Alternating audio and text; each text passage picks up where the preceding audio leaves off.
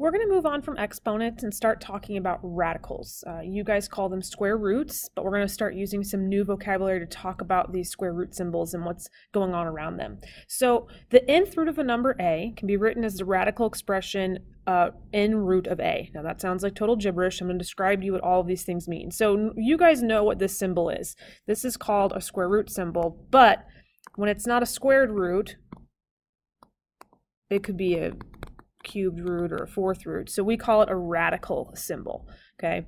Sometimes I'll refer to it as the house, like things go under the house or over the house. It can be called square root, but the proper term is called a radical. The number underneath the radical symbol, we have a special name for, and that is called the radicand, which sounds like a Pokemon to me, but the name of it's a radicand. And then you often don't see a little number here, but you will eventually as you get into Algebra 2. This little guy is called an index. Now, normally you guys don't see an index, right? Like the square root of 25 right here, you don't see a little number there. If there is no index listed, it's just assumed that it's a square root, meaning that the index is going to be 2, okay? But let's consider the square root of 25. You know, we've seen it before, but I want to talk about it not being something that's simplified. When you see the square root of 25, to simplify it, you ask yourselves what number times itself gives you 25.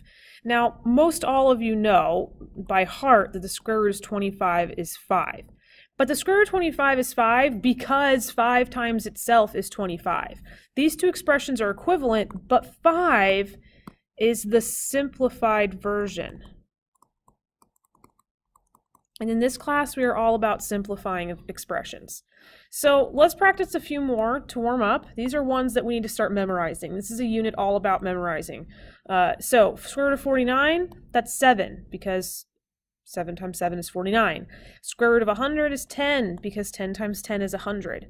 The square root of 1 is 1, because 1 times 1 is 1. The square root of 144 is 12, because 12 times 12 is 144. And the square root of 0 is 0, because 0 times 0 is 0. Okay, so these are all ones that you should know, right? These are all ones that come out to a nice, even, happy number. However, most of the time when we get radicals, they will not be this neat, and they will not work out to a perfect integer. That's very sad, because that means that we have to do some work to try and simplify it.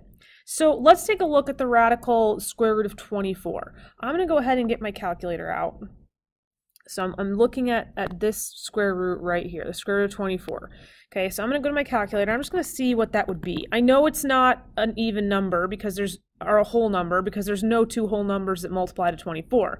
So to do the square root symbol in your calculator, you'll hit the second button, and then you're going to hit this x squared button. Do you see the little yellow square root symbol above it? That's how you get the square root symbol to show up on your calculator.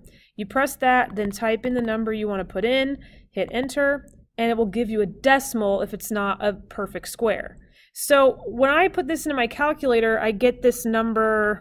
What do I get? I get 4.89897, and then so forth. It's a repeating decimal. So this is definitely not an exact number, and this is unfortunate, right? Like I want like the number 4, or I want the number 5, and we don't get that here. So since we can't turn this radical into an exact number, we have a special math process simplifying radicals to make it as small as possible. I want to get a really clear idea of what the value of this number is, and square root of 24 doesn't help me out with that. So getting it small makes it so we can work with it easier later on. So the simplified version of square root of 24 is actually this guy right here, this 2 square root of 6. And today's lesson is me teaching you how to turn square root of 24 into 2 square root of 6. Now I'm going to show you that that's true. I'm going to type in 2 times the square root of 6. And I'm going to show you that you get that same decimal. So the two things are equivalent, so you're going to learn how to get that simplified form today. That's what the goal is to get square root of 24 to turn into 2 square root of 6, and how do we go about doing that? Okay, so in order to do this, we have to think about a couple properties of radicals.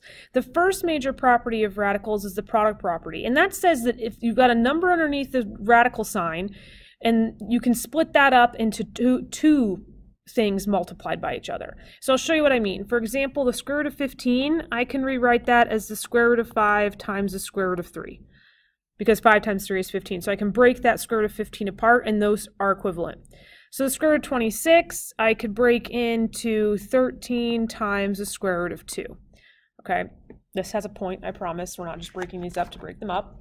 Okay, but a number like 24 is a little bit different because 24 has several options. I could break that into the square root of 12 times the square root of 2. I could break it into the square root of 6 times the square root of 4. I could break it into the square root of 8 times the square root of 3. Like, there are lots of options here. And the breaking it up is really important. It leads us into the second part of simplifying. But how do I know which one to use? Do I use this one? Do I use this one? Do I use this one? Okay. The critical part of this process is being able to find factors that are perfect squares. This is so important to memorize these numbers on the screen right here. Okay, and they're not hard to come up with. Perfect squares are just all the numbers that when you take the square root, you get a whole number. Like the ones we worked on before on that first page. These guys down here, these are all perfect square numbers because when you take the square root, you get an integer. So I want you guys to memorize the first like 12 of them. So 1, 4, 9, 16, 25, 36, 49, 64, 81, 100, 121, 144. Being able to recognize that if I take the square root of that number, I get an integer. So if I go look at my three options here, 12 and 2, or 6 and 4, or 8 and 3, the only one that has a perfect square in there is this one, because that's the square root of 4 is a whole number. So that's the one that I would pick, and I'm going to show you why.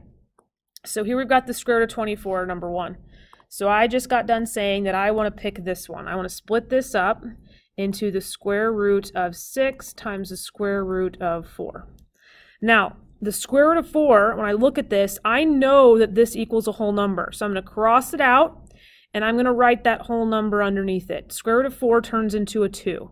Then the square root of 6, I'm just going to bring it down, tack it on next to him, and I've simplified this radical. Remember how I said earlier that square root of 4 is the same thing as 2 square root of 6?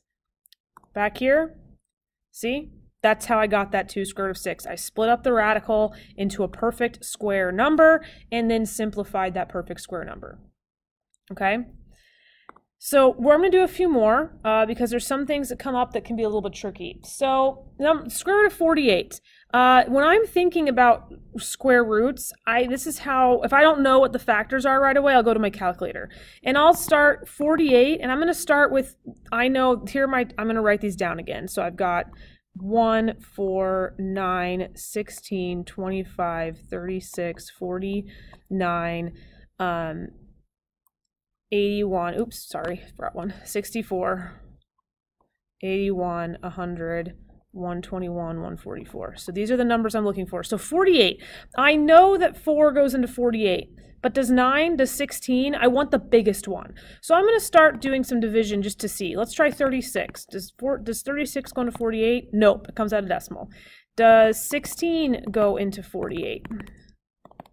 Yep, it works. So I know that, oops, that's 6, not 16. Let's see, that's my bad. Divided by 16. 3, that also works. So now I know 16 and 3, so I'm going to split up that 48 into the square root of 16 times the square root of 3. I know that the square root of 16 is 4, so I'm going to cross it off and write the number 4 without the radical symbol, and then bring the 3 down. Okay. 32. What perfect squares go into the number 32? Again, 16 times 2. That 16 is a perfect square. Cross that off, and I get 4 square root of 2.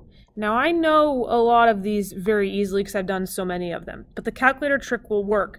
For 98, I'm going to go to my calculator, and I'm going to just start typing in. I'm going to start with, let's try 49. Okay? I'm going to do 98 divided by 49. Oh, and it worked. So 49 and 2. So square root of 49 times the square root of 2. I know the square root of 4. Oh, but wait, there's a 5 in front of there. I didn't see that guy. So there's a 5 in front of here. So I split up my 98 into 49 and 2, but then I got to tack that 5 in front. He just hangs out there for right now. The 49, cross it off, it turns into a 7. Bring the 5 down and put a multiplication symbol next to that because we're still multiplying, and then bring down that square root of 2 next to that 7. We're bringing everything down, turning that 49 to a 7, and then you just have to multiply 5 times 7 to get 35, and then square root 2. Okay. All right, number 5, negative 3 square root of 27. I'm going to bring down that negative 3. I know the number 9 goes into 27, so I know that's my perfect square, and I know 9 is a perfect square. I'm going to cross off that square root of 9 and write a 3. Bring down the negative 3 in front, bring down the square root of 3. Now I multiply the first two terms, negative 9 square root 3, and that's my answer.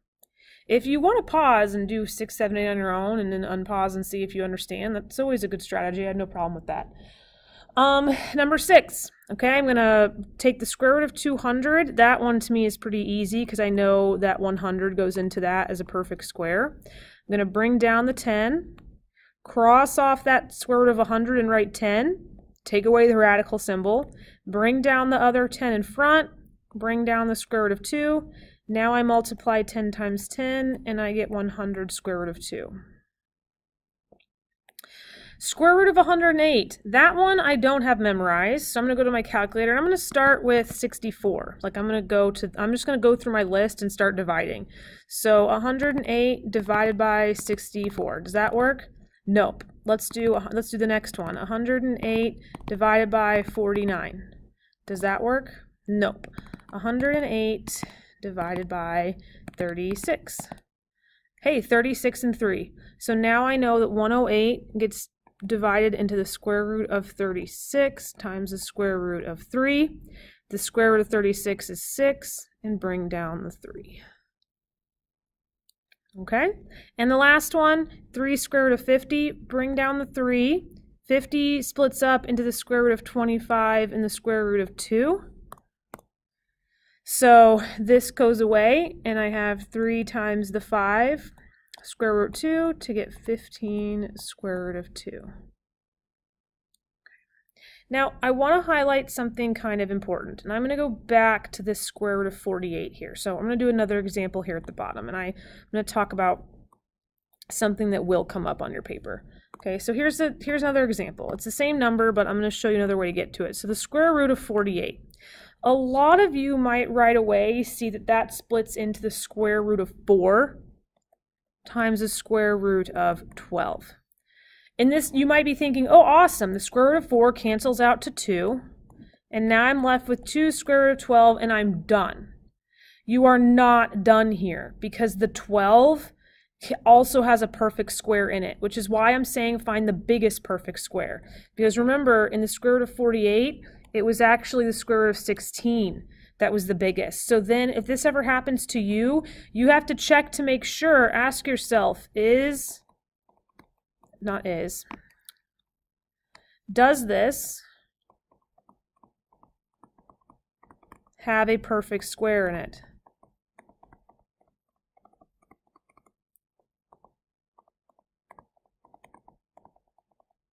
Okay, and if it does, you have to do the whole process again. Bring down the 2, split this up into the square root of 4, square root of 3, because that's that missing perfect square. Cross off the 4 and write a 2. Bring down the 2 in front, and then 2 times 2 is 4, and you get 4 square root of 3, which I believe is what we got the first time with 16. And we did, 4 square root of 3. Another way to check this out is use your calculator. I'm going to type into the calculator square root of 48. So second, I'm going to clear all this out. So second square root of 48, I'm going to hit enter. And I get 6.92820, blah, blah, blah. Now, if I stopped right here at this point, right here at this 2 square root of 12, and I wanted to check if that was the answer, I could put in 2 second square root of 12 and hit enter.